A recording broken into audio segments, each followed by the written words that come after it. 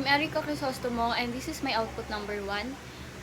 Una, as a leader, I value integrity. For me, dapat honest and consistent ka sa words and actions mo kasi doon nagsisimula yung tiwala ng team mo sa'yo. If may tiwala sila sa'yo, mas titignan ka nila as a role model na mas madali silang sumunod sa'yo and magtutulungan sila.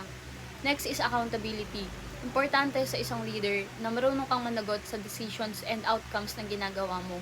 Hindi pwedeng pag may mali magtuturo ka ng iba. Instead, dapat handa kang umako ng responsibility.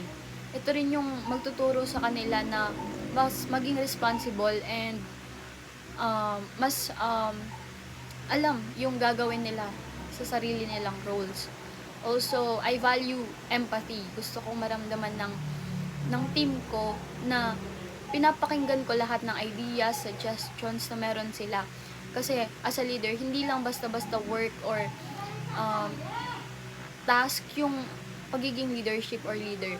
Kailangan din ng malasakit ng kailangan din magkaroon ng malasakit kasi mas makikinig sila sa iyo if and mas magkakatiwalaan ka nila if may malasakit ka sa kanila.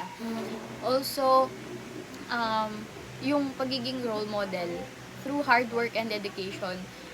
Kapag nakikita nila na consistent kang nagsusumikap, nai-inspire din silang ibigay yung best nila.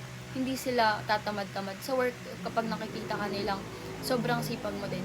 Lastly, I really believe in teamwork and respect. Kahit kaano ka pa kagaling, kung walang respect and cooperation, hindi magtatagumpay yung isang